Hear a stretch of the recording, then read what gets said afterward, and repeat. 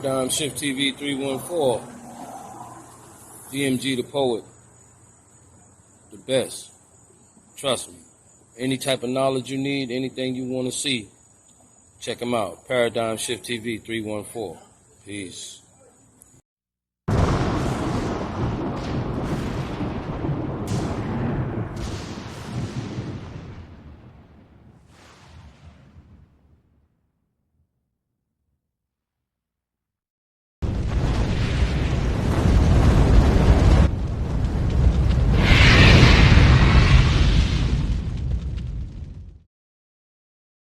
Analyzing now.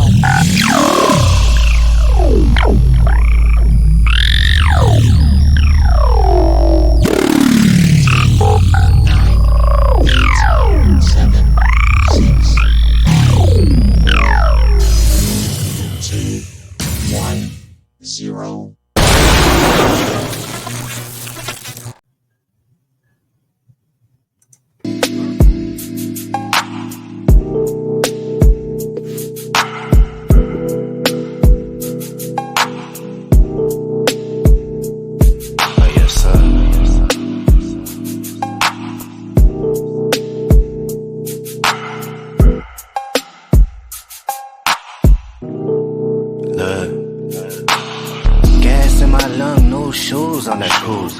Country granny played the blues on the stool. Head wrap silky chewing on this oxtail. Scheming on a milli trying to hit the yacht sail. Gold shining lobster near the Everglades music. When we drop it's like you never made music. Better days never came easy to a quitter. Ain't no pump faking, let them see that I deliver. God body baby, big 7 in the skin. Probably why you never hear no better again. Higher than the spot that we about to set the bar. Stankin', smell it before it left the jar. I just left the coast straight to another ocean. Got excuses, me, I'm really having motion. Sipping on mimosa, chopping real estate game. 40 years later, still the same lane. Just left the hood, never heard of you. 30 long years, not a single word of you. Shop booming, baby, come and get it while it's open. I don't have time, I've been busy having motion. Just left the town, things spoke to you. You a L7, probably served to you. Shop still booming, come and get it while it's open. I don't have time, I've been really having motion. Boy, stop playing, this is not your lane. Never seen struggle, you do not know pain. Stop playing, would you be yourself? How they see you, how you see yourself. Ain't real, acting real fictitious. Family on the west probably still hit switches. Playing Sally Cell, brought the thumper in the car. I've been down in Austin burning rubber down Lamar. Keep what you earn, put it back in the business. Gold mouth shorty spinning racks at the dentist. One stream need a whole 7 ways. That weaker than a whole 7 days. I've been playing chess, working on the left brain. Buzzing in my city way before the press came. Went and bought a now he think he less lame. Got the kind of gas that could fuel a jet plane. Just left the hood, never heard of you. 30 long years, not a single word of you. Shop booming, baby, come and get it while it's open. I don't have time, I've been busy having motion. Just left the town, things spoke to you. You a L7, probably served to you. Shop still booming, come and get it while it's open. I don't have time, I've been really having motion. Y'all know what time it is. Jerry, what up? Lords of the land.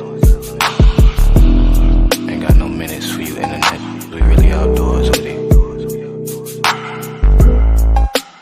Till infinity. And we out.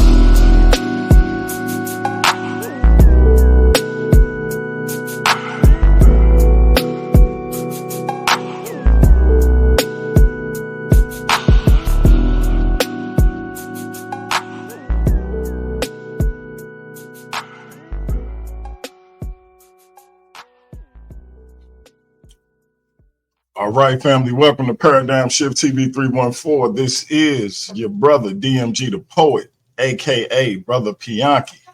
And we got a powerful show with some powerful guests for you. But before we get into our spill, let me do my usual greeting. Let me say God bless to all my Christian brothers and sisters. Hotep to all my Kemetic brothers and sisters. Assalamu alaikum to all my brothers and sisters in the NOI. Islam to all my Moorish brothers and sisters. Let me say peace to all my brothers and sisters in the nation of gods and earth, them 5%ers. Let me say shalom or shalom to all my Israelite brothers and sisters. Let me say what's up to all my atheist brothers and sisters. Salute to all my Abo brothers and sisters. Let me say what's up to all my Rasta brothers and sisters. Shout out to Zion the Lion. And last and certainly not least, to all the rest of my brothers and sisters all throughout the African diaspora, I say Jumbo. Y'all know why I say that greeting is because if you black, I'm with you, and I hope you with me. Our different ideologies should not keep us from uniting. We can't have unity without uniformity. And we can disagree without being disrespectfully disagreeable. That last part seemed to be the hardest.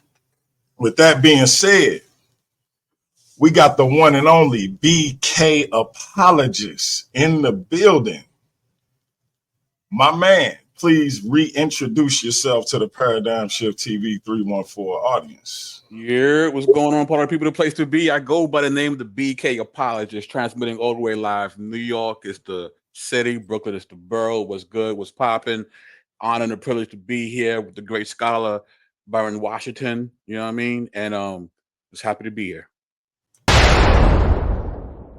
And as my man BK just said, the one and only, I call him the humble scholar. He also known as the community minister. B Wash, please reintroduce yourself to the Shift audience. What's going on, good people? This is B Wash, aka Byron Washington, man. Just happy here to share some good knowledge with the people. Just love sharing good historical data, good historical input, and edifying our people as a whole. Hopefully, this build allows everybody from all backgrounds to be edified when it's over. To say, hey, you know what? I'm just a teensy wince smarter than I was before. There you go, family. So right off the gate, I want to say this. This is just a show where we are putting forth information. We won't be opening up the chat. It's Juneteenth. We actually celebrate our people, actual independence. So we're going to kind of, disseminate the information. We will be having a follow-up show, a part 2, where we'll be addressing some of the objections made, because I'm sure it'll be plenty. We're gonna do a show addressing those objections, and I'll keep y'all informed on when we'll do that. We're gonna try to get that in ASAP. But right now, we're gonna get right to it. Who's up first? That would be I, sir. All right. So again, real quick, I just want to say publicly thank you to Byron for allowing me to be part of his presentation. I'm just doing a little warm up. I'm just an appetizer. He's the entree for tonight. So before we get into the west side of the great continent of Africa, we're gonna talk a little bit about the east side first. So with that being said, we're gonna look at Acts 8, starting in verse 26. It says, "Now an angel of the Lord said to Philip, 'Rise and go toward the south to the road that goes down from Jerusalem to Gaza. This is a desert place.' And he rose and went. And there was an Ethiopian, a eunuch, a court official of Candace, queen of the Ethiopians, who was in charge of all her treasure. He had come to Jerusalem to worship." Now, this is happening historically around, the 1st century. And it's a meeting of this gentleman who's called a Ethiopian. Now, at this point, Ethiopia is not necessarily the country or the nation that they're speaking of. As many of us know, the word Ethiopian just means burnt face.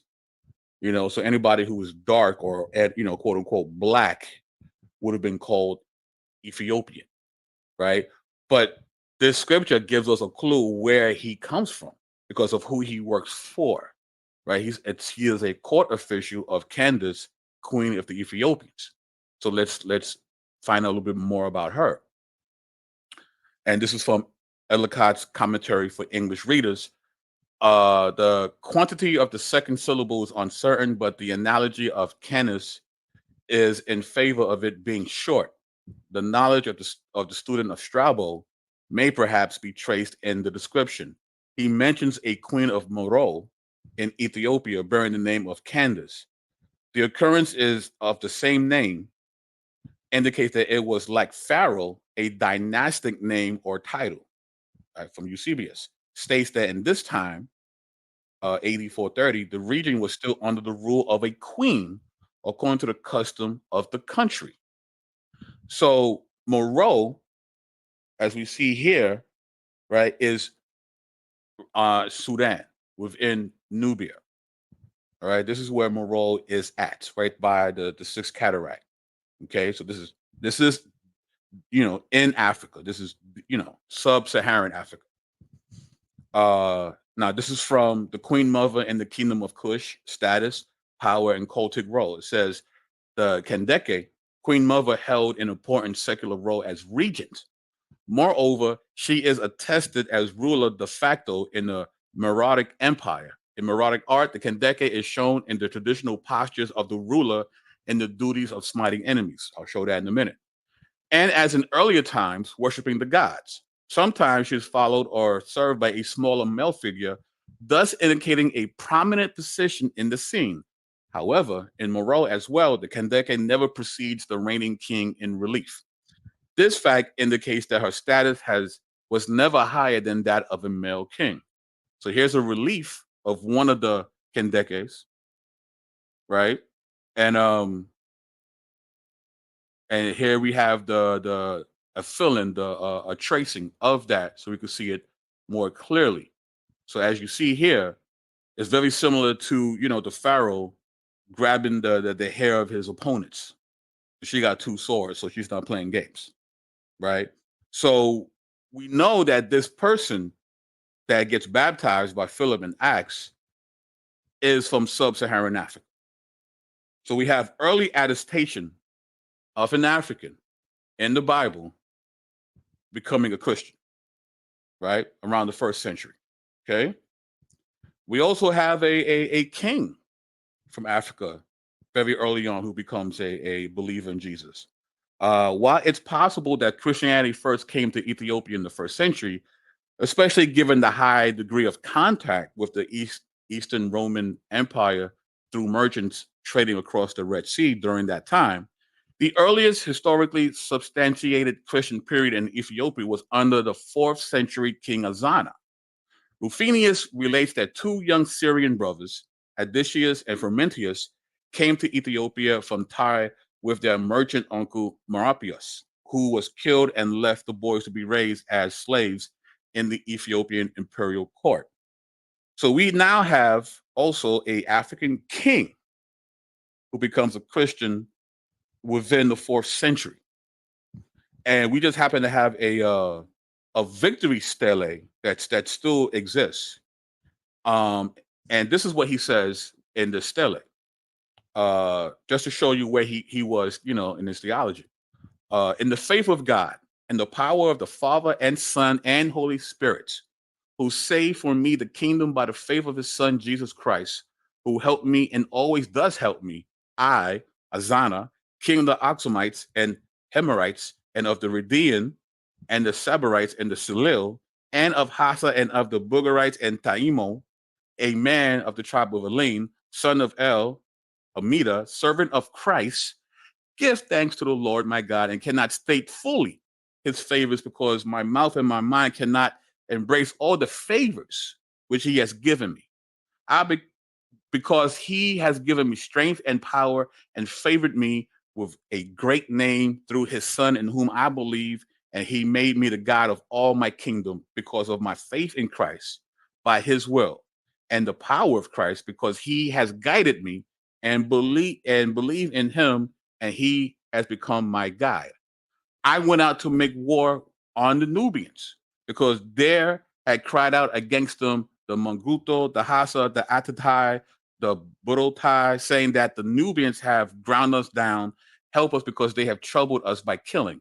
And I rose up in the power of the God Christ, in whom I believed, and he guided me. And I rose up from Oxum on the 8th day, a Saturday of the Oxumite month of Magabith, in the faith of God, and I reached Mamberia, and there I fed my army. So here's the king coming to the aid of other Africans and gains victory. And he is so thankful that God has given him this victory. He writes this down for posterity. And as you look at what he says, he's pretty orthodox in his view. He believes in the triune God. He believes in the divinity of Christ. He believes that it was through God and not him that gave him the victory. Very, very orthodox, very early. So then later on, the Roman Empire, ruled at the time by heretic Constantinius, was attempting to introduce heretical theology subordinating the Son to the Father. Mind you, already in the mid-4th century, they already had Orthodox doctrine, whereas the Roman Empire at this time, the Europeans, did not. Okay? Therefore, in the mid-4th century, the African churches of Egypt and Ethiopia upheld the doctrine of Jesus' divinity, while the ruler of the Roman Empire was attempting unsuccessfully to impose the belief that Jesus was a created being. So it was the African churches that was defending sound doctrine at this time, not the Romans. It was the Africans that were 10 toes down when it came to the doctrine. Okay? And this is from A Multitude of All Peoples, Engaging Ancient Christianity's Global Identity by Vince Bantu. He goes on here to say European Christians did attempt to extend Catholicism in Ethiopia.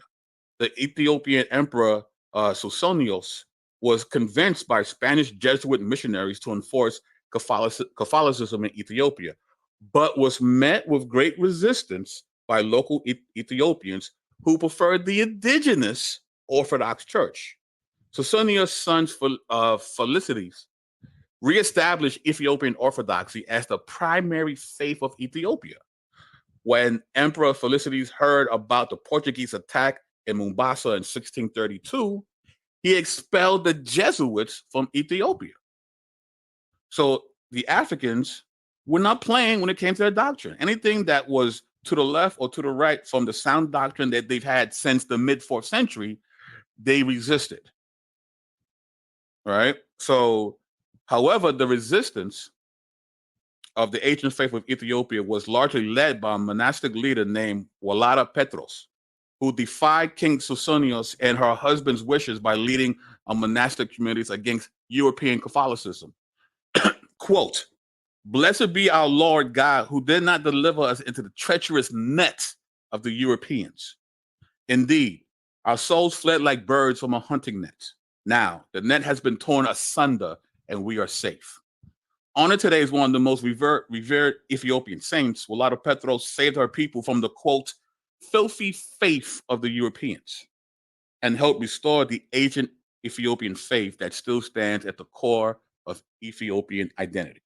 So what we see here is from 1st century, we have an early attestation of an African believer in Jesus. And of course, by mid-4th century, we have royalty, African royalty, who's made Jesus Lord and was not ashamed of his allegiance to a point where he gives honor and glory and wrote it down in posterity in those steles.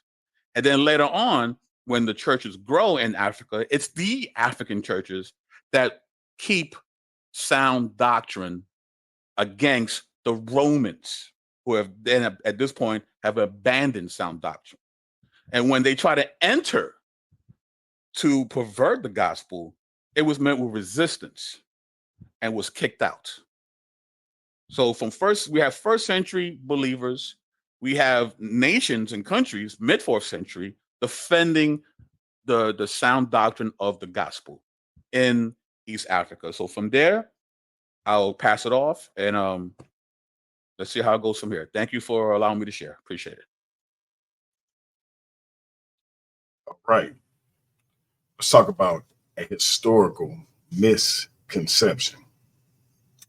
In 325 CE, the first great ecumenical council, meaning it held universal relevancy, was called by Constantine. The council was held in Nicaea, uniting bishops from North Africa and beyond to settle the debate about Jesus' divinity. Accordingly, Africans participated in establishing early creeds of the church. In 632 CE, as a result of the Arab invasions, Christianity was under siege in North Africa.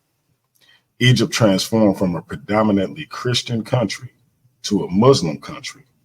Scholars argue that Arab invaders were primarily concerned with cultural and political domination in Africa, whereas Europeans would be concerned with its exploitation.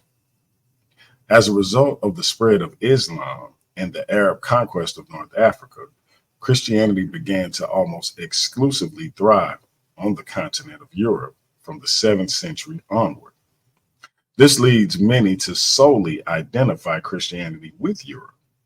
This also led to the misconception that has persisted even up until the present day that Christianity is the white man's religion, and that the spread of Christianity in Africa is the exclusive result of modern European missionary work.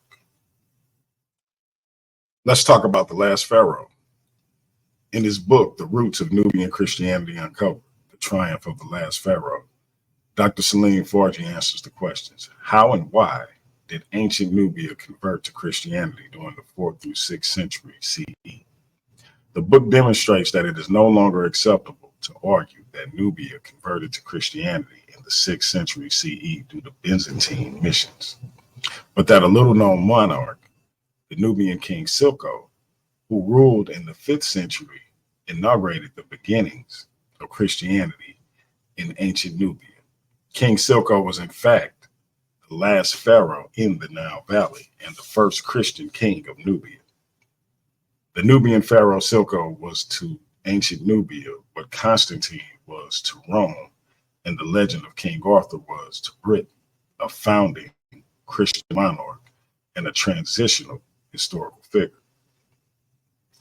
Nubian sovereign religion in the 5th century CE was an amalgamation of classical Sudanese and Egyptian traditions, Meroitic imperial culture, Christian traditions, indigenous to Coptic Egypt, and Roman military piety. By utilizing contemporary African and African diaspora religions and applying methods that are traditionally employed to contemporary studies of conversion in Africa and the African diaspora, the roots of Nubian Christianity uncovered highlights the themes of cultural complexity and multiple religious identities in late antique Nubia. It will become clear that, like other forms of African Christianity that have been shaped by African traditional religions and culture, Nubian Christianity was fundamentally African. Therefore, conventional views about religious conversion that assert pagan versus Christian contests are incorrect and seek to limit indigenous perspectives that undermine the triumph of Christianity in Africa. Put them on. Put them on. There's an echo. Oh, it's an echo. Yep. Hold on. And here we go. All right, that should fix it. 1 2 1 2. Yeah, you good. Yeah. There we go. All right. So, starting with Christianity in West Africa, right? So let's get to it. So this is a brief introduction, just let you know the agenda. We're gonna do an introduction. We're gonna build some confidence on the matter, and then we're just gonna do some visual aids, share some YouTube clips from some scholarly conferences, and share some sources. And let's get on to it. Christianity in West and Central Africa. So I'm gonna start by saying what we're not saying, because I think when you hear these claims, a lot of times people all of a sudden get shocking and start to wonder, what is he saying? What are you trying to say? So let me start off with what we're not saying. We're not saying that there was some African Christian dominant religion in West Africa prior to colonialism. We're not saying that. We're not saying here in this presentation what specific type of expression was it, right? We're not trying to say like how did it look? Did it look like this? Did it look like that? We're not doing that build here. There can be a place and time for that, but in this build, we're just doing from a strictly historical or data specific standpoint. The best we can say that we know at least that is Orthodox Trinitarian Christianity of the Nicene Confession. We're not going to be saying who or what person was the leaders, because due to historical factors, the specific people, as you would get from some of the traditions like the brothers talked about in earlier in the Coptic, Nubian, and Ethiopian tradition, we won't get specific leaders. And then even those when we talk about the North African leaders like Tertullian, Cyprian, Augustine, we won't get those leaders in West Africa, those specific people. And there's reasons behind that, of course. And we want to talk about in this discussion what was the color or shade of the different types of Africans. And I say that because a lot of times that comes up in these discussions, and I think it's important that we stand and say, look, these people that we're talking about are indigenous African people. As we know, I'll say this: we can't say on one hand that Africa is the most diverse continent on the planet, and then subjected to it only has to have one specific range of shade and phenotype and features. It should, by definition, being genetically diverse in Africa, have all different shades and phenotypes and features on and indigenous on the continent. Here's what we are stating. Christianity, or the faith, existed in pre-colonial West Africa. It was significant enough to be documented by both Arab Muslims, and Europeans. Other Africans, indigenous into Africa, kept the narratives, typically in oral traditions. Africans seem to coincide with the given seem to coincide with the given data, and Africans themselves mission to other Africans on the continent. So this is an intercontinental, within the continental conversation that we're having here.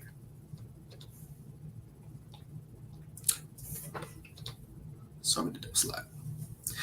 I want to say this is not comprehensive. More work needs to be done. Even as the brother stated earlier, the work that I've done in this field, in this matter, again, I'm just a humble guy, just got a passion project, trying to do my best to contribute to the body, but it's far from done. And I am only a drop in the pool of scholars for centuries at this point and around the globe from all different backgrounds that are diving into this topic and still diving into this topic.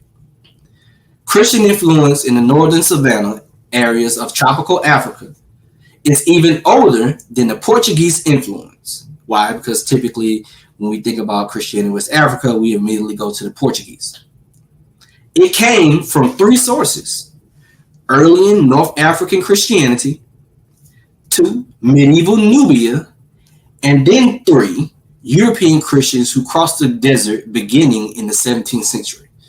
So again, I'd be very clear in this order, or these primary orders: early North African Christianity, medieval Nubia, and then European Christians who crossed the desert, the Sahara, beginning in the 17th century.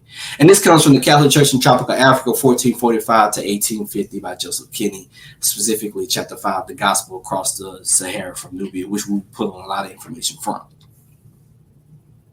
So I want to talk about earlier, we just set the framework, North Africans.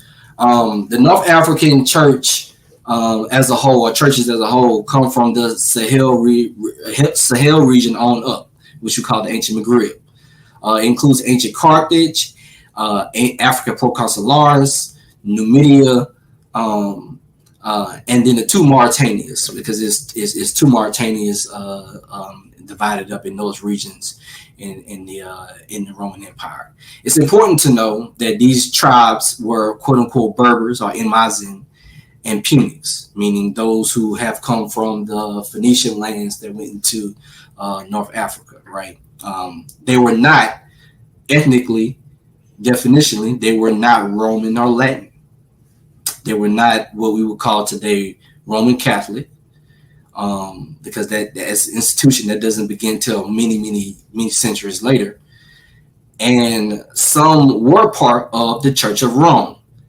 And the reason I say that it's important because when talking about the early centuries in North Africa, the Church of Rome itself was kind of like very similar to like a large metropolitan center, like today's DC or New York or LA, where you got people from all over, because that is the city of the empire. That is the home of the Roman Empire.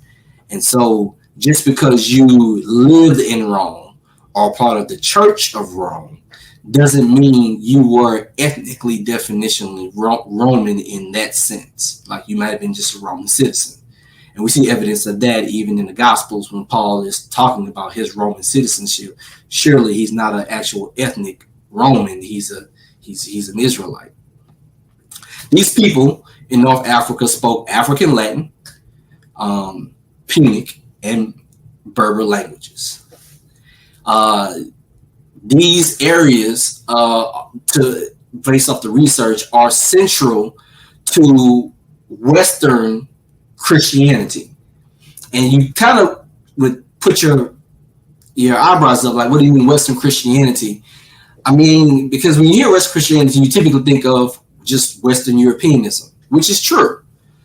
But when you pull the layers back to the bedrock, a lot of these different Western Christian and even Western philosophical concepts, they point to a lot of North African church fathers and mothers, mind you. And so the writings of the big famous people like I named, so Cyprian, Tertullian, Augustine, they got the writings of Perpetua and Felicitas, but even more beyond that, these theological hubs are where we get the bedrock of Western Christianity from. The reason why the Western Church even uses Latin as a language is not because of the Romans, but it was actually the North Africans who used the lingua franca of the business dealings of the day of the Roman Empire. They used Latin and African Latin, and that ends up becoming the liturgical language or the church language used in the western side of the Roman Empire.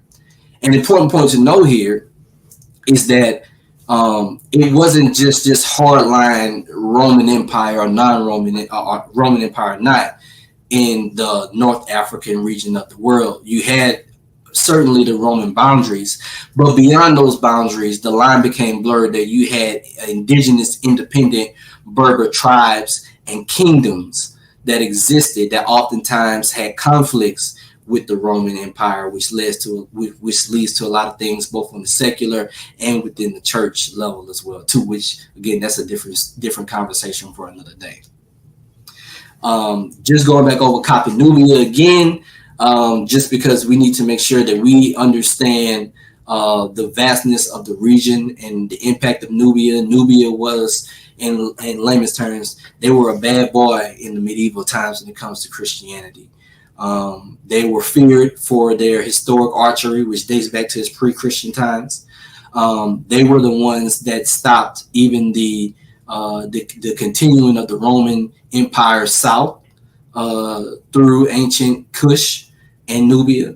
And then they also held off the Islamic incursions for a long time within the Nubian region. So Coptic Nubia was important because they also, as you said at the beginning, were the quote unquote African founding fathers that leads into what we know as Christianity in West Africa. And then we have the kingdom of Aksum, as BK talked about today, which will be modern day Ethiopia, Eritrea, part of the Great Lakes region. And it is the oldest independent sub-Saharan African church tradition. And so again, just reestablishing these things, because these are where the surroundings of West and Central Africa Christianity will come out of. And so I want to take a moment here and define terms, because I think it's important that when we talk about terminologies that we go over what do we mean when we say tropical, savanna, and Sudan. And so I'm going to read off really quickly some definitional terms.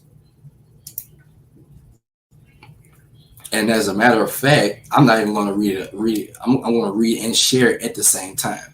So give me a second.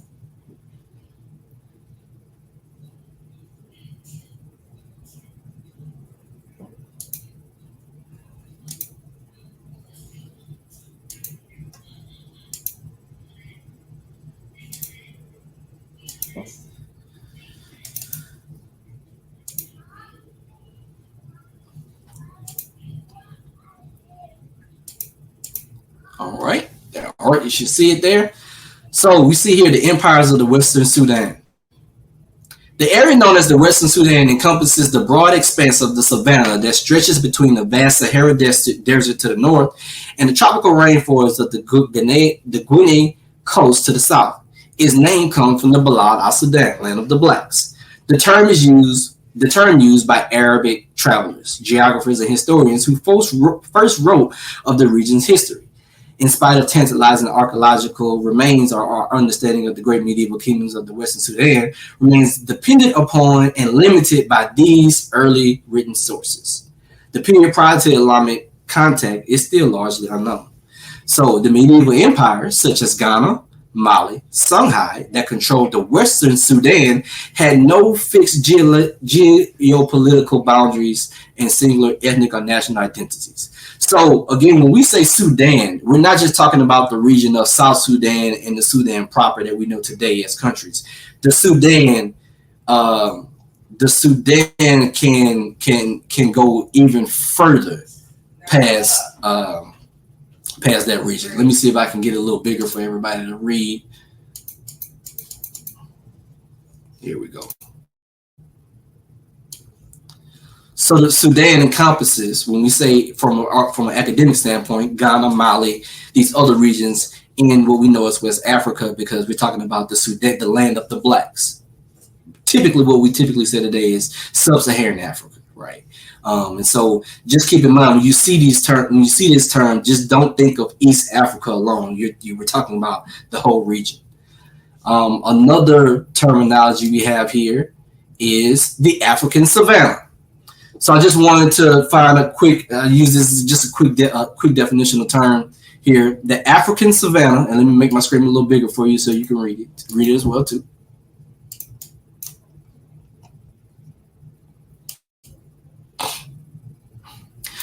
The African savanna biome is a grassland in Africa between latitude 15 degrees north and 30 degrees south and longitude 15 degrees west and 40 degrees west.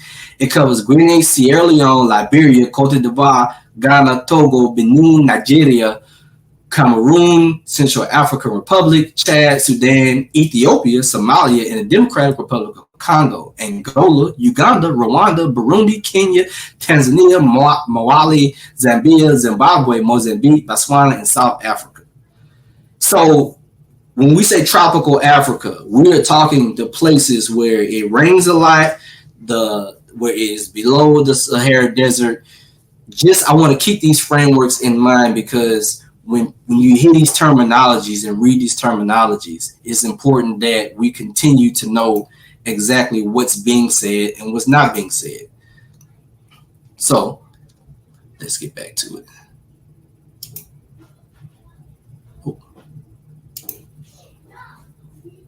Let's get back to our slideshow.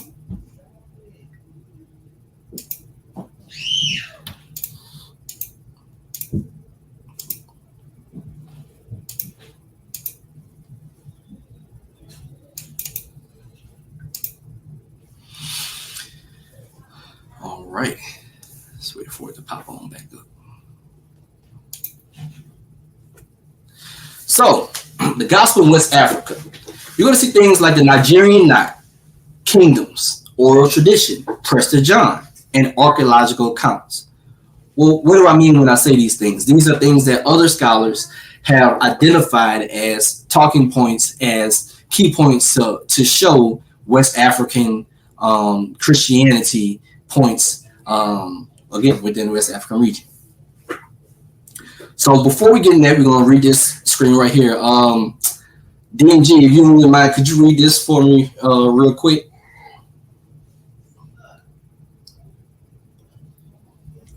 Let me make it a little bigger for myself. Okay. The trans. There we Oh go. no, I got it. I got a full screen now. Okay. Trans-Saharan trade. The importance that contact with the Islamic world held for these empires cannot be understated.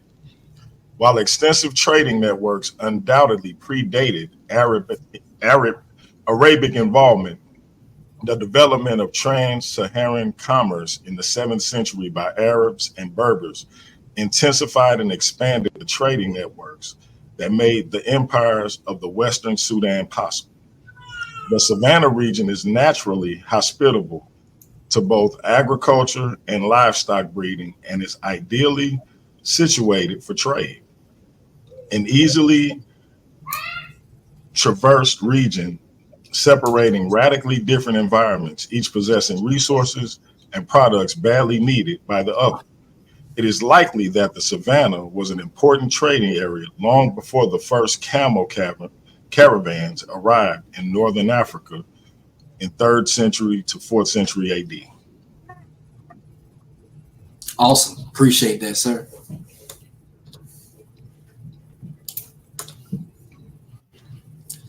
So I'm going to read this document, and I'm going to share my screen on this document. This comes from the Gospel in West Africa. Before we even get to this, to the Hutchins screen here, I'm going to read this document because I want to set the framework so people can understand the conclusion of. So Nubia, like Ethiopia, received Christianity before the time of Islam. It maintained its independence for many years against Arab invaders in what is now southern Europe and northern Sudan, i.e. Aswan to Khartoum. Unlike mountainous and insular Ethiopia, which confined Christian evangelization to the limits of an imperial expansion, Nubia spread its influence over the Savannah plains to the west. Ruins of churches and monasteries are found in Darfur and the Chad Bahr al-Ghazal region. Ruins of burnt brick construction of Nubian inspiration are found as far as Borno. The Nubian four-made cross found its way to Borno and as far as the Benin city before the Portuguese arrived. João de Barros, describing the time of discovery, says when a new king acceds in Benin, an eastern king called Agane sends him an emblems of authority, including a brass cross to be worn around the neck, as you see similar in the picture. Which is similar to that worn by the Knights of the Order of St. John. A similar but smaller cross was given to the Benin ambassador, which he wore around his neck, which gave him certain privileges while in Ogane's kingdom. The messenger with this cross is always depicted at the bottom of the carved elephant tusk of Benin, as displayed in Lagos and Benin museums. The Barros thought the Agane was Presbyter John, we'll talk about that later, of Ethiopia. In modern times, he has been variously identified with the Onai of Ifa or the Adafe of Yi. A writer argues for a more northerly identification along the Niger or Benue, perhaps Ida. The fact that these crosses are not mentioned again after 1540 suggests a rupture between Benin Ogane's kingdom and a result of the Benin's war the Adan and expansion north. So again, as you see here, this author, and we'll share the sources from this scholarly book as well too, is describing the regions of Lagos, Benin, Bornu, Chad al-Bazar, and even as far as Darfur, showing the Nubian to West African connection, because these regions, the last time I checked, y'all correct me if I'm wrong, Benin and Bornu are West African terminology and names. So let's keep going. The evidence of traditions and reports. And I'm gonna read this all the way through because I think this helps us to understand, put in popular display what we're saying, what we're not saying. The connection between Nubia and Benin can be filled out by writers such as Leo Africanus, who, writing about his travels in 1512 to 14, said the Galgal people, somewhere in the Chad Darfur region, practiced Christianity, and that the founder of the Mandari kingdom around Mawe in Cameroon was a Christian. The same assertion is found in the Mandara Chronicle, and Denham heard some Mandarians referred to as Christians in 1823. At the beginning of the 18th century, reports were reaching Tripoli that the kingdom of Quafar, the Junkong on the Benue, was Christian. Richard Gray attaches some importance also to this existence of the Maltese crosses on the garb of the Junkung king, as reported by Meek. The breakup of the Quafari Federation in the 18th century, however, has left all tradition die out concerning the once powerful Junkin kingdom that was the terror of the Kasani and Kanao.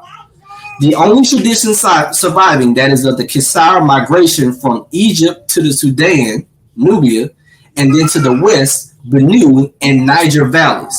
Some authors would like to see this Kisar migration as one of Christian Nubians, but this is disputed. See, this is when you do scholarly work, you're going to acknowledge that there is a dispute on who or what happened here. Further of the Benue, the Bate and the Chamba or Bachama peoples also hold on to Kisara legends and claim that they originate from the so-called Gobar people. The validity of this claim has likewise been challenged. Again, in scholarship, you're going to challenge it. You're going to show those who agree, those who disagree. Even so, a similar claim was made for the Gobar people by I can't even pronounce that myself, in the Ratawer, which is written in 1824 to 1825, that they originated from the Copts of Egypt. Interesting.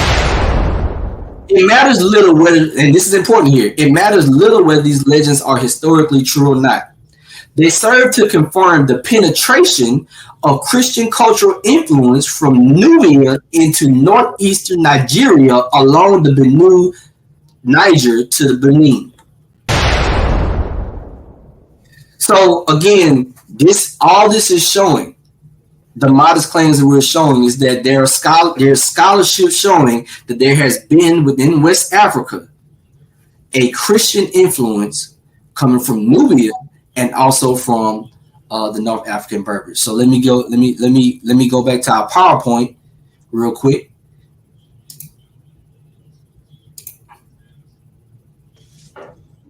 Hey, for those who listening, this is powerful information.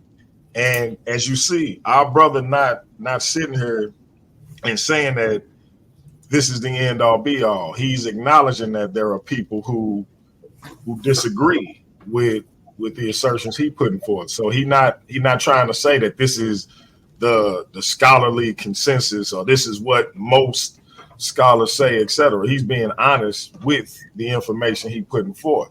So I salute you, brother. Please continue. So I'm going to preview the Hutchins Center. So you see here, the Hutchins Center for African and African American Research at Harvard University supports the research of the history and culture of people of African descent in the world over and provides a forum for collaboration and ongoing exchange of ideas. It seeks to stimulate scholarly engagement in African and African American studies at both Harvard and beyond, and to increase public awareness and understanding of this vital field of study. As the preeminent research in the field, the Hutchins Center sponsors visiting fellows, art exhibitions, publications, research projects, archives, readings, conferences, and new media initiatives that respond to and excite interest in established and emerging channels of inquiry in African and African American research. And so I'm going to give you guys a quick preview of what these people presented. And let me show you real quick, because these things are happening at presentations around the world, including Harvard. This is from 2017. So again, this is not Byron presenting. These are scholars beyond my means. I think it's important to share here.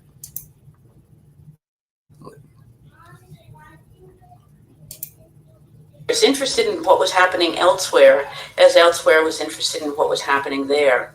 But I think that it's important to recognize that Africa early on was very international. And while for a long time we've assumed that this internationalization came primarily by way of the Muslim world across the Sahara, I think we have to rethink that. I think we have to look at the close connections, likely connections between the Coptic world and West Africa. We're finding Mamluk vessels in Ghana, in northern Nigeria. That certainly is part of it. But trading routes are key to this larger context. And we can find in Nigeria examples of armor that could come from many sources in its origins. But if you look at the top of the helmet in the bottom center with that cross-like form, it leaves me to think that perhaps there is more likely a Christian identity than otherwise. And even how this armor is created also finds parallels in one of these great figures from the 14th century that was found at the key crossing point of the Niger River. Whoever controlled two of these crossing points controlled all the trade going east, west, north, and south along the Niger River. It was massive and it was important. And they're developed here among the Nupe, who were early competitors with the Yoruba, a system for controlling this trade. So I just want to show that clip. You can go and look at this concert for yourself. This is about an hour, 51 minutes, and they go over different parts of Africa. And it's talking about Christianity. This conference in particular talks about Christianity in Africa. And I'm going to show another clip from one of the similar speakers. And she's going to talk about as well another scholar, because when they are doing this research, they are coming at it from archaeological, artistic, cultural influence and saying, hey, wait a second, I see certain exchanges from the Coptic Nubian region of the Nile Valley into West Africa. And it's at a significant rate that not just saying, hey, I got some cool trinkets, but usage to having scholars now concluding, as you heard me read earlier, and then reiterating again here, from the Hutchins Center. And then I'm going to also preview another scholar to say, hey, I think that it looks like we have West African Christianity or some influences coming in. And here we go. So I'm gonna let the Professor Susan Byler of the Professor of Fine Arts and African American Studies at Harvard speak a little bit to give us some more information. I'm gonna skip some places just for time, so you can hear her conclude where she builds a little bit of her case and then her conclusion as well. We're seeing through various forms of evidence in the middle of Africa, in what is today Nigeria and adjacent countries of Chad and Cameroon, that make me really want to rethink the whole history of Christianity in this part of the world. And you can see these hints through various articles, but also through various artworks and artifacts. One of the most important is this article on Christian traces in a Franciscan mission by Gray, which basically tells the story of a ship off the coast of Tripoli with some Franciscan priests. They ring the bell, call to prayer, and a group of Africans who are enslaved go to the service. And the priests are really shocked to see them there, but they discover that they are in fact Christian. And they move, I guess, eventually to Italy. And the Pope decides he's really curious about this great center of Christianity in the heart of Africa, and sends a delegation down across Libya and into the area of what is Chad and down toward Nigeria. But I hope y'all paid attention to what she said there real quick, because I have that article I may share here as well too. She said that during the 1800s, that Roman missionaries in Tripoli, Northern Africa, as slavery had already kicked off, that when they did the bells, the sound for church, for liturgy, Africans responded, and they were shocked because they were like, how do they know what to do when these things happen? So much that the Pope of Rome, right, sent a garrison to investigate, catch this, these large interior African places. Well, hold on a second though. I thought that the Portuguese introduced Christianity to West Africa. So why would the Pope, who's over the Portuguese from a religious standpoint, the Roman Catholic Church, why would he be shocked at these Christians in the interior of Africa? Shouldn't he already assume that they should be there since his Portuguese missionaries went to the coast of Africa?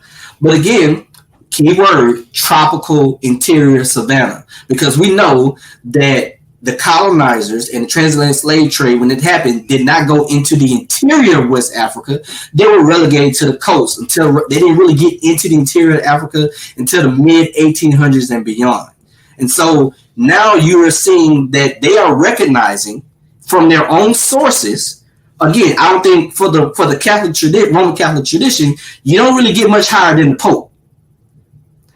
The Pope is saying, "Wait, where y'all come from? What's going on?" Because I know we didn't do anything in the interior of Africa for you guys to be Christian. So if it didn't come from the Roman Catholics at the time, definitely didn't come from the Protestants, because they wouldn't have even crossed that lane yet. Where would these interior African Christians come from? Who knows? Let's continue. So it's a kind of one of those stories that we're missing the end, but it's an important tale in its own right. And then we have a rather strange kind of mythical thing that has happened in the early 20th century with a famous German traveler, Leo Frobenius, who went to what is today Nigeria, to the city of Ile-Ife, and made a remarkable discovery of a group of bronzes and terracottas. It was a kind of German-English contestation as well as was happening in that period. And he sent a telegram to the New York Times, or rather his father did, saying that he had found the lost Atlantis, which is a good discovery, I think, for anyone to make at any particular point. And it has been the bane of existence of African scholars ever since. And it's been the focal point of people saying, rightly so, we have great arts in Nigeria, and you're claiming it was a lost Atlantis. There's, somehow people from the classical world were able to go underground and survive until the medieval period when these things were made. But I think that there is an important link, and that to the Coptic era and Christianity, and that is the Copts, the Christians in Egypt and Sudan, were actually communicating through textiles and other arts as well as sculptures.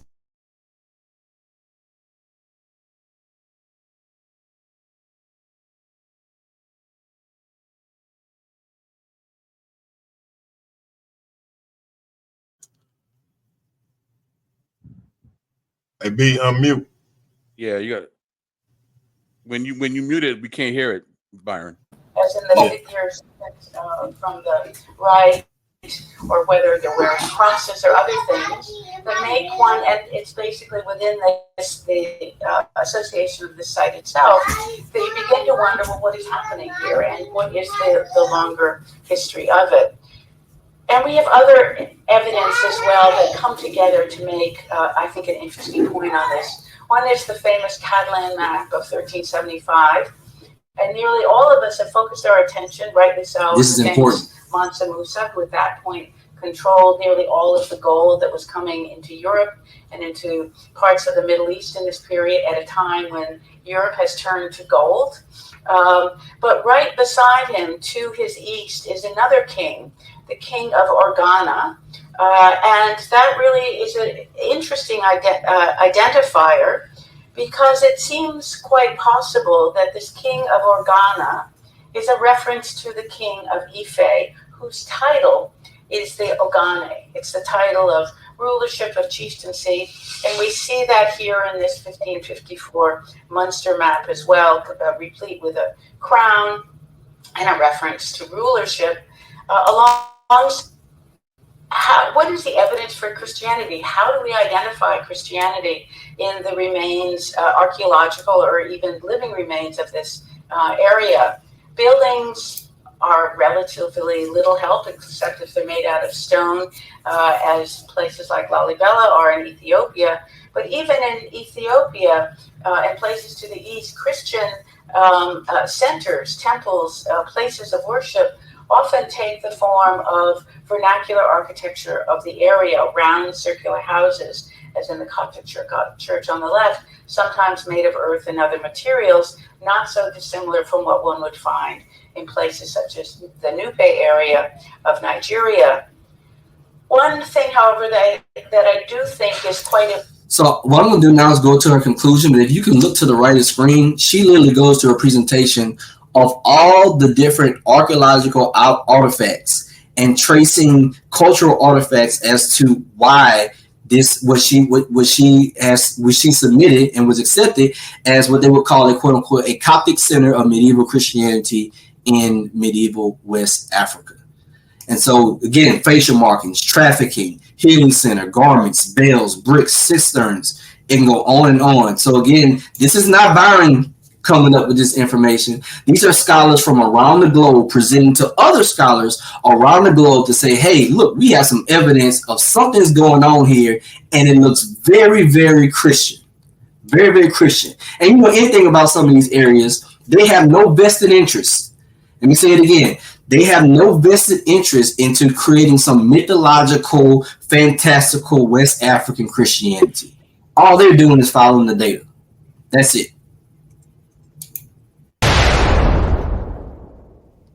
And I'm going to finish her here. So just to conclude, I think that there's an awful lot of evidence that suggests that there was something here in this part of Africa that was happening, something that connects it deeply with the Coptic and Christian traditions that are particularly part of the culture of the Nile. And there was communication and ideas going in both directions. And I also think that as part of this, we also have to rethink not only the importance of this as a center for manufacturing and for an incredible production of art, but realize that these arts, there's nothing like them in Europe at this time. And that their importance, therefore, stands in its own right, even as we are beginning to think about the impacts of some of these goods coming in and how they may have encouraged local artists. So again, as she said there, if y'all paid attention, she said there is nothing going on similar in Europe at that time. So the narrative of this being a product of European contact or colonialism for these Coptic, Nubian, Christian artifacts, you can't say your scholars are saying it. The Europeans are saying it didn't come from us. We had nothing to do with it. So let's get back to our finish up our slideshow, and then we'll end it off with the last few talking points. Let me get here. So far, man, you killing it. I appreciate that. Appreciate that, brother. Let's see. Okay. So now, make it larger if you can. Okay, I got you.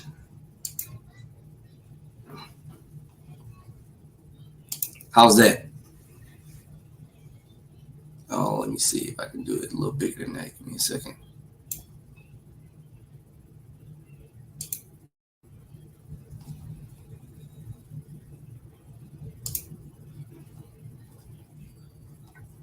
My bad. Yeah, you good. Okay. My mic was muted.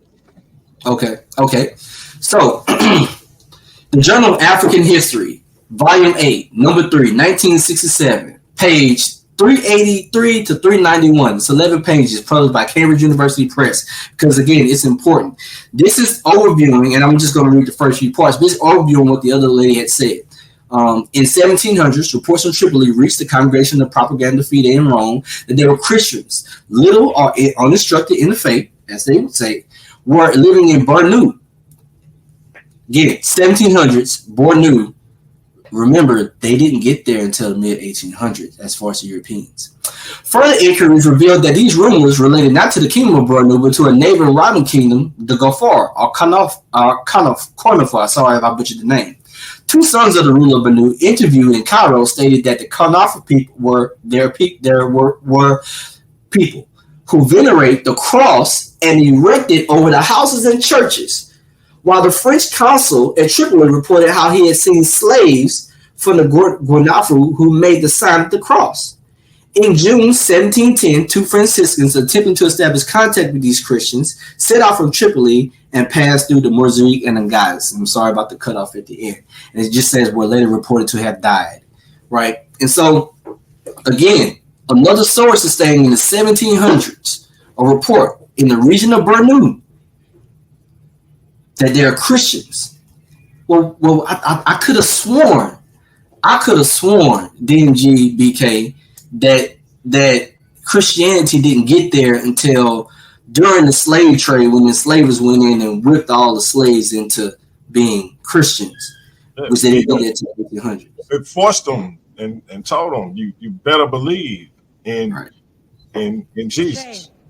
Right. And I'm wondering, because I'm seeing here it says two sons of the rulers were venerated. They said the people venerate the cross and erect it over their houses and churches. Again, in the 1700s, this is being reported in the interior of Africa. Where we are told the European didn't go. You said it, not me. So we have another one, right? And again, so another journal of African history here going on, and you can read at the top. It says the Wasa and the Bornu sources indicate that these reports were almost certainly referred to the Kornafar, again, who on several occasions in the 17th century attacked Kanu and Bornu. It is then pointed out that the Maltese cross was one of the motifs used in the 20th century as a decoration by the Aku or Wari, a ruler of the Jukan, who are amongst the principal survivors of the Kornafar. At least a section of the inhabitants of the Wakar also preserve a clearly remembered tradition of having taken part in the migratory journey from Neolithic Sudan to the Bornu. Wait, hold on a second. From the Neolithic Sudan, is that the Nile Valley? BK, can you is that the Nile Valley? Kind of sounds like that. Okay, and last time Benue is that West Africa? West Side? Okay, all right, and you guys can continue to read the rest and what happens here. But wait, there's more. So this is the lady that we were talking about. This is her paper that you can go and research and find for yourself that she presented at Harvard. It just says that this paper explores the importance of the new technologies in art, historical study of medieval West Africa, and how their related methodologies both help us understand the importance art and architectural landscape here in this period, and how African in the Eastern Coptic Christian world helped reshape Africa in this era. A key focus in this discussion are the various art historically rich sites in West Africa, the Ife, Wasa, Bornu, and Mafa in Nigeria, Cameroon, and Chad, and how they may relate to a larger African, I should say African diaspora. Sorry, that's a typo. At the same time, this paper was also taking up the importance of new technologies such as GIS, DNA, and geological analysis in addressing these and other issues that are important to understanding the broader role of the economy, trade, and religion that play into these contexts. So I want you to pay attention here to this Prester John map. Can y'all see this Prester John map? Is that large enough? I don't see any map, bro. Haven't switched slides yet. Okay, I'm sorry. It should be to the right. Yep. How about now? Let me say it now. Okay. Yep. Go to your slideshow. That should make it okay. And just start at the current slide. You're right. Let me go. Let me do that. That's a good point because I'm presenting from.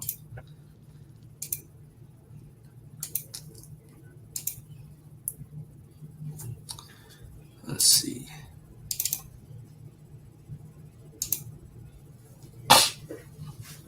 Is that better? Yep. Oh yeah. Oh yeah. Okay. So you see the kingdom of Prester John here, right? So I want to pay attention. If you can see my mouse, this green area where you see the elephants, that's Nubia. That's medieval Nubia, right? This is Africa. You see Arabia here, the Horn of Africa, Red Sea. All this yellow here is reportedly the area in which Prester John lived. And so later on in the medieval era, they begin to say, well, he could be in India or he could be in Ethiopia. See, but when we see Ethiopia, we think of maybe the country of Ethiopia and Eritrea. What they're thinking about in their minds of where this Prester John, which is Prester is short for presbyter, elder, right? So you're talking about a king elder, by the way. This area here, if you were to zoom in, is part of West Africa. This kingdom reached from the Horn of Africa all the way up to the Nile Valley, bordering Egypt. As you can see, even in its archaic rooms, it's written Egypt with an A-E. Nubia. This is the kingdom of Prester John. This is the Chadic region. This is the Niger Valley. I'm not the sharp, in the words of Brother Beren, I'm not the sharpest knife in the drawer. But if we have this Christian king, this mythical, you can call it mythical as King Arthur, right? This mythical Christian king, in the minds of the people of the day, they are imagining, based off the reports and things that they're hearing, that there is somewhere in this interior of Africa, this Christian king that's running the shop. That's what they said. That's what they say. And I want y'all to pay attention here, because guess what this region here is where my mouth is? Well, my mouse is. This is where we later get the kingdom of Congo region, on the borders of that. So, kind of inside baseball, and this is something that I want to find out even more for myself, because it's just hard to get the exact information coming from Ethiopia in a presentable way. It just takes time, quite frankly. Is that they have a tradition to where on the eastern side of the Kingdom of Congo, the Ethiopians had already made contact and had missionary churches there. So if that's the case, even in the Kingdom of Congo, the Portuguese weren't the first Christians to touch the Kingdom of Congo. It would have been the Ethiopians.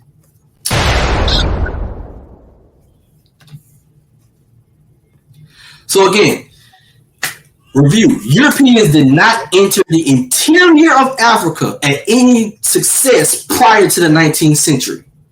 So we can understand that at success, the only documented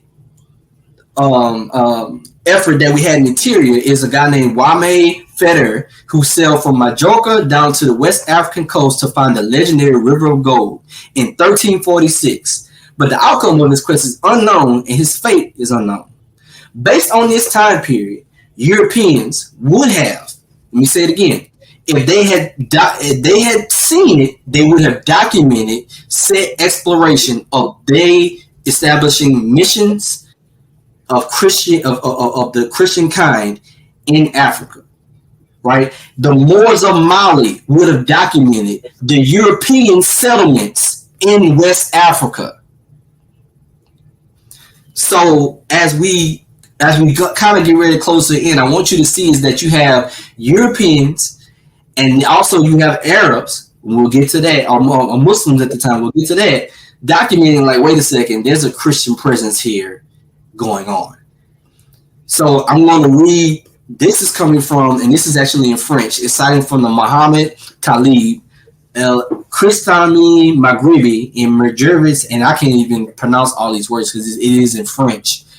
Because a lot of this work is not, this is a translation from French into English, because these works are not in English, but you're going to find a lot in Polish, French, and German works. Again, this is stuff that they already know. This is us learning this information, not to other Europeans. They've already, this is old news to them.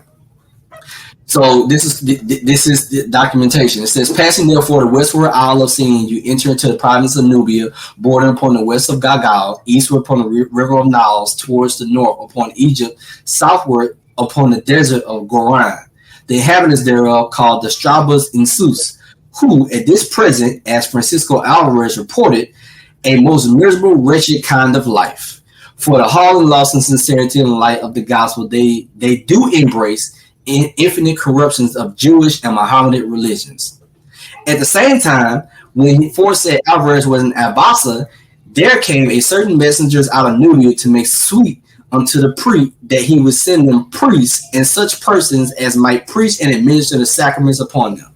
But he returned answer that could not in regard the sacristies of the great clergymen in his dominions. The said messengers reported that the Nubians had sent often to Rome for a bishop, but afterwards the invasions of the Moors and the calamities of war cut short that assistance. They fell for what they want of teachers and ministers into the extreme ignorance of Christian religion, by little and little were infected by the impious and abominable sects of the Jews and Mohammedans. What is this saying as a whole?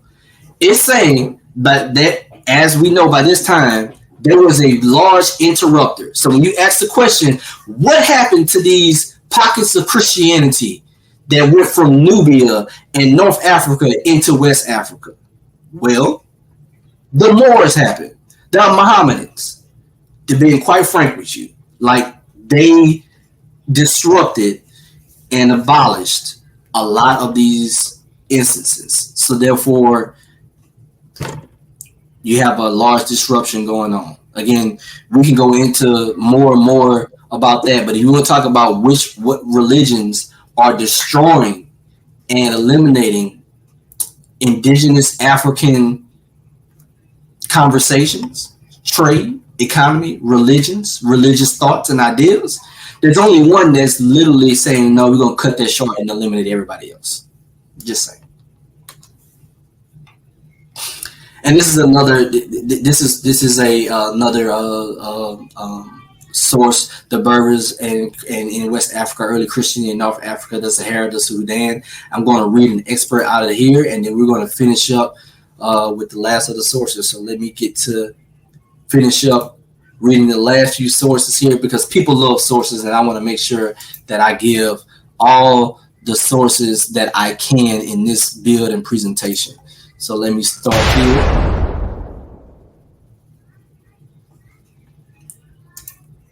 And get ready for the ride.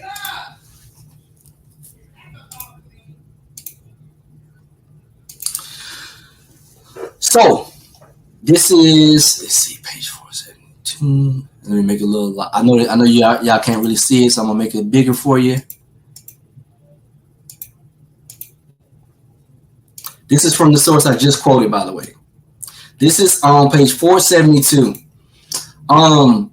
DMG, if you wouldn't mind, can you read from here where it says 1 and just read to where you get to 3 and 4 here? Bro, you gotta make that way bigger for anybody to read that. Oh, okay. Hold on. Let me make it a little bigger. Let me make it a little bigger. It's big on my end, so I can't really. It's hard for me to see. There you go. That's better. Hold on. You said go from. Okay, I see it. Okay, one village is near Yola. One. You moved it. Hold on. Let me find that again. I'm about to get you straight. I was trying to make it so you can read it without having to scroll back. There we go. Okay, there we go. Let's go. One village is near Yola, one near Keefe, or Keefe. I don't know which pronunciation is correct, and one in the west of Gusa. The village name Nasrara. Pronounce that for me, B. Nasawara. Shows the Husa word Nasara, and that equals Christian, which is taken from the Arabic Nasrara, and the country or place of the Christians.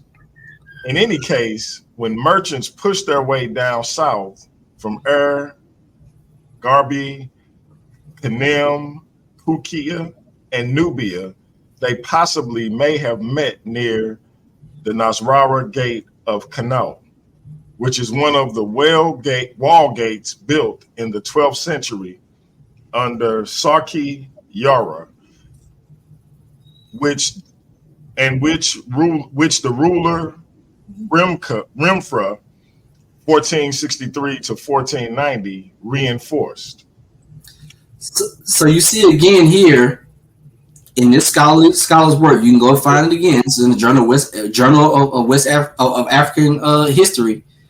You see, there's a word used for Christians in West Africa. So if you follow anybody who follows people like Dr. Bantu, and he'll show you, in Ethiopia, they use a word like Naswari. I use a word like Nasari. This is another word, Nasara. These are derivatives of the Nazarene or the Nazareth, because it's in the tradition that you would name followers of a religious sect after its founder. So often in old literature, you'll see things like the Mohammedans, right, for Muslims, followers of Islam, because they're following Muhammad. Or even in Jewish sects, you will find surnames of followers of this teacher. Well, in true fashion, in African fashion, right, they're in the Afro-Asiatic languages. Well, Nazarene, Nasara, Naswari, derivatives of Nazareth, Jesus of Nazareth. These are terminologies used. So even those brothers and sisters who have issues like, I don't know if I want to use the term Christians, don't worry, we got you. There's another indigenous West African word from the Hausa people use for Christian. But are you not entertained? I'm not. I'm anyone. I want to. And again, you can read all this information. This talks about the Kisara legend. The council talks about after the Council of Chalcedon, right? So this is early Christianity. For those who were kind of wondering that whole, like, what kind of Christianity was going on, this is after the Council of Chalcedon. So this is already a Nicene Christianity. Ain't no Arianism this way. And if I can, because there was a lot of questions being raised about this prior to the show, and I'm sure during the show. This would qualify as this particular time frame is ancient, correct? Correct. Okay.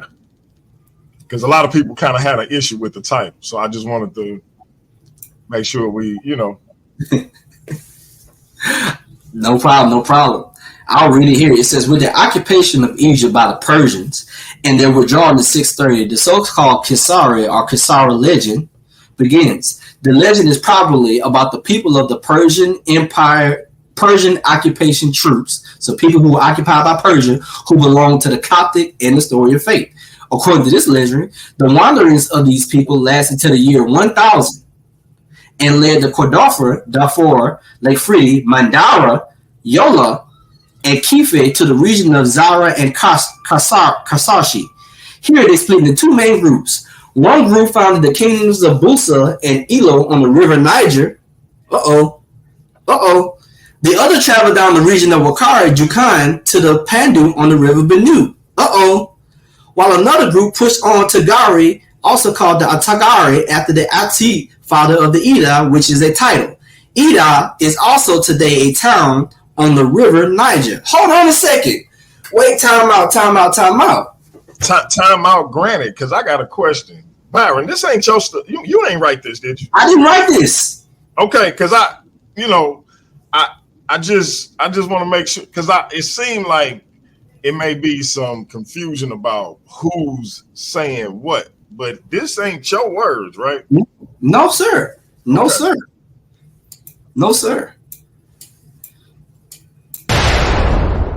You can read these things for people have talked about the Yoruba and their connection to the Coptic people, the Igbos, and all. And you can read all this for yourself. I'm not going to read every single paragraph and every single line because honestly, everybody can do your homework. But this is just a tidbit so you can understand that this is not Byron making up these claims. This is not BK. This is not DMG. This is not any of us making these claims. These are things that have been documented and that scholars have already put pen to pad as we could say. But I'm gonna just go to the conclusion over here.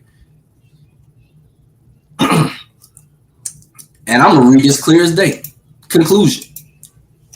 We may come to the conclusion that Christianity existed in early times in many countries of the Sahara, the Sudan, and in West, Central, and East Africa.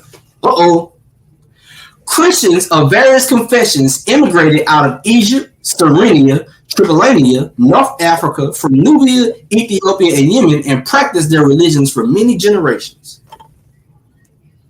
At the time, the Donatists and the Vandals, we know from refugee movements, with the expulsion of the Persians from Egypt, 630, the so-called Kisara legend, which tells us that the people came to Nigeria so far as Senegal. The destination point of the wanderings was always Lake Chad. Hold on a second.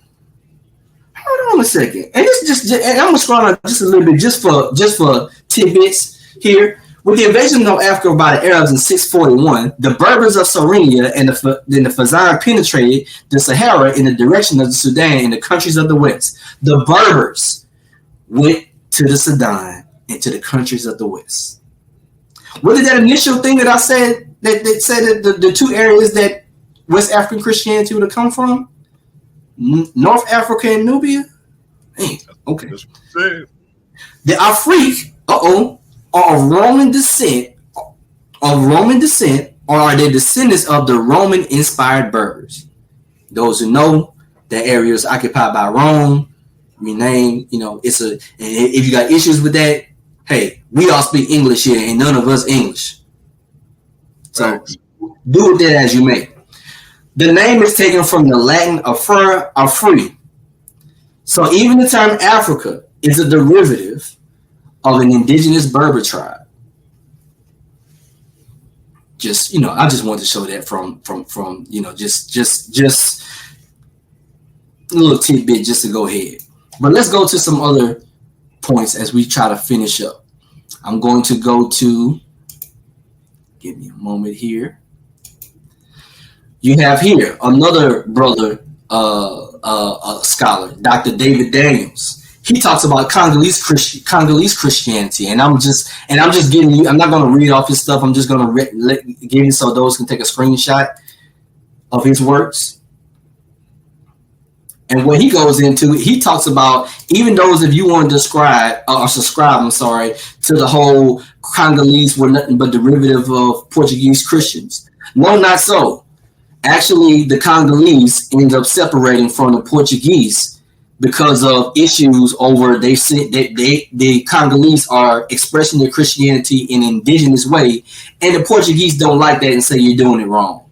Don't that sound very familiar to another people group that apparently they try to express their Christianity in certain ways, and then they're always getting the flack of you doing it wrong by other groups?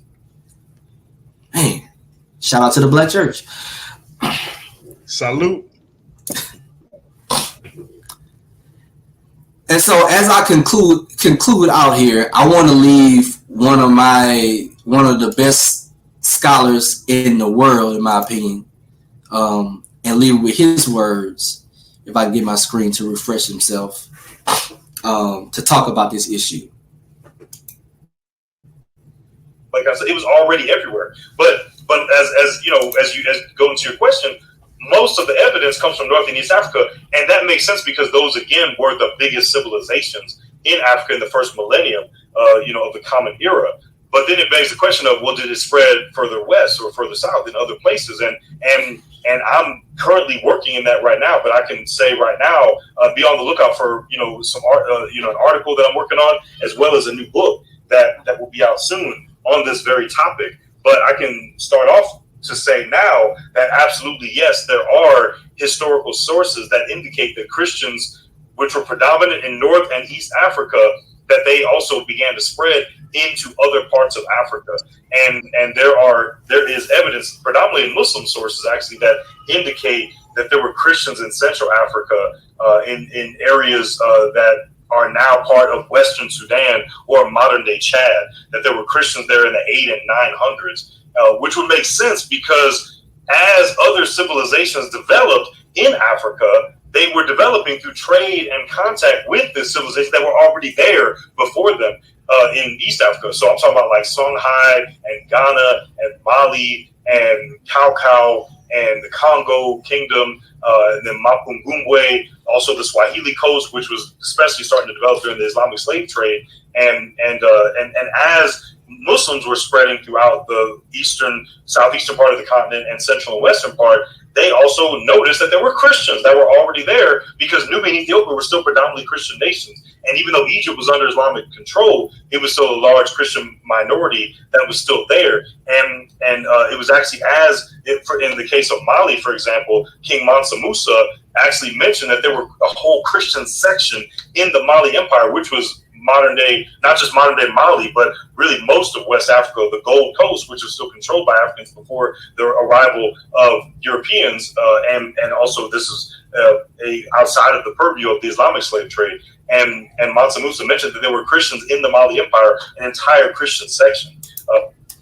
So shout out to the great Dr. Vince Bantu.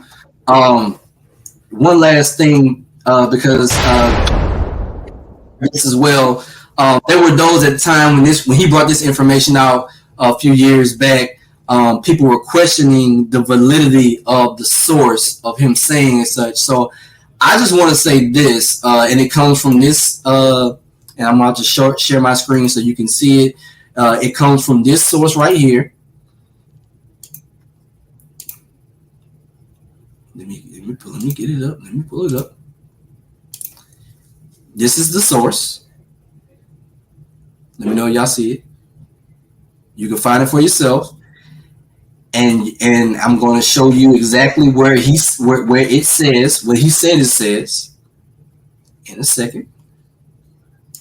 Because I just want to make sure that we are clear about what's being said and what's not being said. Give us clarity. Okay. His name was, and I'm only going to read just the highlighted parts for sake of time. His name was Abu Bakr Musa. He replied, "It is not in our part of the land which belongs to the Muslims, but in the land which belongs to the Christians and Sikh of the Takur. The reason why you had that Sikh there is because you want to see the term Christian, because Christian was not a word used in the Arabic-speaking world. They would use other words to refer to as Christians. So in academia, when you know there's a different word used, but you also want to refer to what the modern reader, how they can connect the dots, they will use things like this so you can understand that when you read the original text, this is who they're referring to. This is why you have this SIC here. Reason being, for those who, sometimes people want to get a little froggy, so I'm going to give them something to leap on. If you can do this, so just because, hey, B, I got a GED, bro. So for those who don't know, I'm a little slow. That being said, are you saying that SIC is an indication that they've done their due diligence to figure out exactly who they were referring to in this exchange with Mansa Musa and the other individual? So absolutely. There's no need for ambiguity. No, there's no need to play the games or play kind of lookership or stuff like that. And again, this is him posting. You can just read, if you can read medieval West African Arabic, you can go to the original sources he did right here. That's text, and read it for yourself. See, there's no parentheses. There's no seek here. That's reading the actual original source and what the terminology, Nasara, as we saw before, how that would relate to referring to Christians. So again, if people want to feel froggy, there's something to leave on.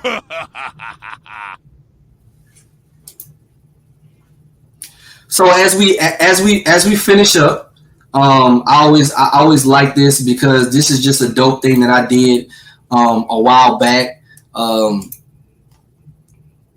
I think it's cool just for people to just have this.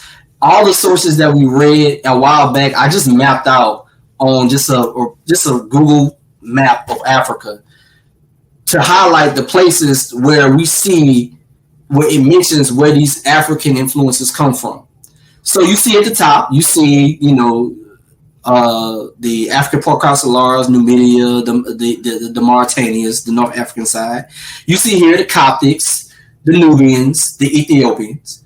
But if you look here in these orange sites all throughout, these are all the places in the land that these sources state that they found Christian influences and where these influences come from. Some from the Numidian influences via the Berbers, some from Nubian influences. But you see throughout, right? In West Africa alone, I didn't even get to the central part. In West Africa alone, me tracing based off of all those sources that we read, that these are the areas where they say they spotted and say, these are where we see some Christian influences before colonialism, before European contact. So just want to show these not Byron words. These not me. These are others. And as I end out my side of the presentation, I'll be remiss if I don't give a list of sources. And let me go back to my brother Robert Ash in the building. I ain't talked to him in a minute. I had to shout him out. Go over to his channel, to Thinker's Bible. Go ahead, B. My bad. No, you good. Shout out to brother Ash. Let me see if you see my screen. Let me see if you see the PowerPoint. Gotcha. Okay. So here's some sources. These are not complete of every single source out there, but I promise you, if you start these sources, you're going to find every single thing that I'm talking about. A lot of these sources are not in English. So if you think you can just Google and find it, you may not. You may have to do a little bit more digging to get these translations and then do a scholarly assessment to see what they're saying, what they're not saying. Again, these sources are not saying that West African Christianity was some major thing. It wasn't these major kingdoms that were just running roughshod over West Africa, right? It's not even telling you exactly what it looked like, right? It can only tell you the influences that came there. And it can show you that these things existed. For me, the importance of all of this, and I'll be remiss, is on a day like Juneteenth, is because this information has always been available out there. But in the normal narratives, we're not taught this information. I was not taught this information. Same as Juneteenth, right? 2 years ago, this wasn't a household thing. Unless you have certain families that were like really into our culture and history, some people knew of Juneteenth, not everybody. It's only 2 years ago that it became a national federal holiday. It doesn't mean that Juneteenth didn't start 2 years ago. It's 1865. So again, it's not that it is new. Our privy to or acceptance of the information is new. And BK, I know you have some words that you would like to say in regards to those who may have some pushback in regards to this information presented. Yes, I do. And can you go back to one of the first slides where you describe exactly what this presentation is about? So while you're doing that, you also said earlier, what this presentation is not about. I would like to extend that list while you're looking for that slide. This presentation is not saying that Christianity started in Africa, right? That's not what this presentation is saying. This presentation is not saying that Jesus actually existed, right? The presentation is not saying that Christianity is the best worldview. This presentation is not saying that Christianity is the best thing for Black folk, right? I just want to put it out there. That's not what any of this presentation is talking about. So if there's going to be pushback, if there's going to be critique, is there going to be a response video? We should not see those things because that's not what this presentation is about. What this presentation was about, there you go. If you're going to refute the information, you are required to provide primary evidence that Christianity did not exist in pre-colonial West Africa. That's what you're trying to do, right? You have to show that. You have to show primary evidence that Christianity did not exist in Africa, in pre-colonial West Africa. Primary evidence. That's all we're looking for, because that's what this presentation was mainly about, right? We're not saying that you need to follow Jesus. This is not an altar call. We're not saying the gospel wasn't preached to you tonight at all.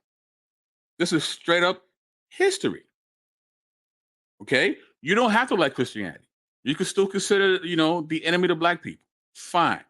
But if you're going to respond to this presentation, you have to come with primary evidence stating that Christianity did not exist in pre-colonial West Africa. Because that's what this presentation was about. You don't like Jesus? Fine. He didn't exist? Fine. I hate the gospel? Great. So please, if you're going to critique, if you're going to push back on what the actual subject matter was about tonight. And with that, I yield. Shout out to my man BK. Hey, B, make sure I got this right. I'm gonna put this up on the screen. Yes, sir. I appreciate it. Family, if you learned something, if you got anything out of this, just for this brother's time, he fought through technical difficulties. He came back and he finished this thing. Don't worry, I'm gonna edit it so it's gonna be nice and cohesive. But if you appreciated this, hit my brother up and just show him a little appreciation. $5, $10, $20, show my brother some love, because this was a labor of love. Like, for real, this really wasn't for purposes of trying to demean or, go at anybody or what they believe. This was strictly for educational purposes. It's a lot of people who don't know this information. You already know it's going to be some hate. Haters going to hate. But for the people who got something out of it and who understand that this is just an honest and factual presentation, he stated that it's people who don't agree with this. So he's not coming up here making claims that don't exist. If you got something out of it, hit that Cash App and show our brother some love. Again, I thought this was very, very very timely and very needed. I'm gonna read something, and this is from one of my presentations, but it goes with this particular presentation. Sankofa teaches us that we must go back to our roots in order to move forward. That is, we should reach back and gather the best of what our past has to teach us, so that we can reach our full potential as a people and move forward in Black African power. All that we have lost, forgotten, forgone, or been stripped of can be reclaimed, revived, preserved, and perpetuated for the purpose of our mental, spiritual, and physical liberation. It's my opinion that as Black people of African descent, we must take ownership of all the positives that Africa has contributed to. Our quest for mental, spiritual, and physical liberation is global.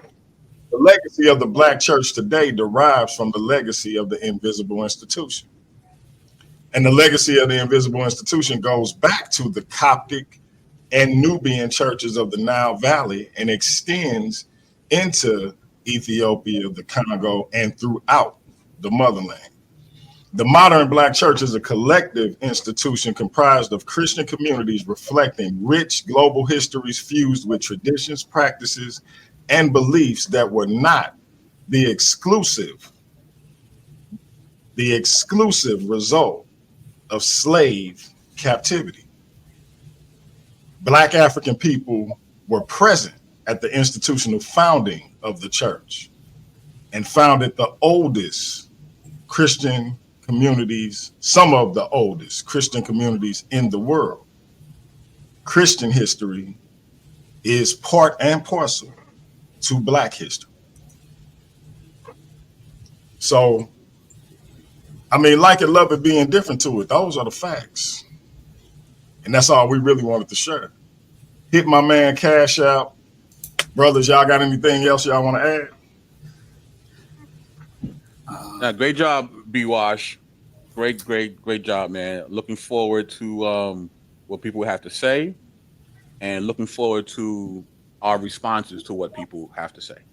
So, man, I want to appreciate you brothers. I apologize for the technical difficulties with everybody. We'll clean it up. I mean, it is what it is, but the information is out. It's the main thing. I just want people to know that this isn't just me coming out the dome. This was things I had to present in order for me to get my stamp of approval to graduate. And then other scholars, and I want to say black scholars, because I think it's important that I say that black scholars who I cited, whether it be Dr. Vince Bantu, Dr. Salim Farji, Dr. Jaya Issa, Dr. David Daniels, and a host of others, and white scholars as well too, and Asian scholars, all of which have throughout the centuries, even up to today, presenting this information. And as you saw, people are already have been discussing this, even they've been a part of a decade. So it's not a new topic; it's only new to us. And I think that it's important that if we want to accurately reclaim our Black and African history, whether you are a believer or not, whether you are Nasara or not, I think it's important that we want to make sure that we claim the history. And if you are Black and proud, as you claim to be, what's better for you to say, even if you don't subscribe to Christianity, that other Africans shared it to the Africans and some Africans accept it? Or you would rather go with it was the Europeans who traveled around the continent of Africa to bring this Palestinian centered Levant region centered religion, the way it comes out of, because that's where it come out of, all the way into the coast of Central Africa, and then that is the reason. And then subsequent slave trade is the reason why Christianity got into West and Central Africa. I would go with the former. I'm Black and proud. I want to accept the truth of my people, and I know African people have traveled throughout the continent. So at the end of the day, it may be you want to look in the mirror. What's more important to you? Upheaving white hegemony and making that the white man is the one that gave you this, or giving credence to African people that they had enough wherewithal to travel in and around the continent to share ideas, economics, religious things amongst each other. I mean, that's a question that you got to sit with. So hopefully the comments are good. And we'll only deal with those that, as BK laid out, deal with the claims. Outside that, happy Juneteenth. Stay prayed up, stay blessed up, and we thank you.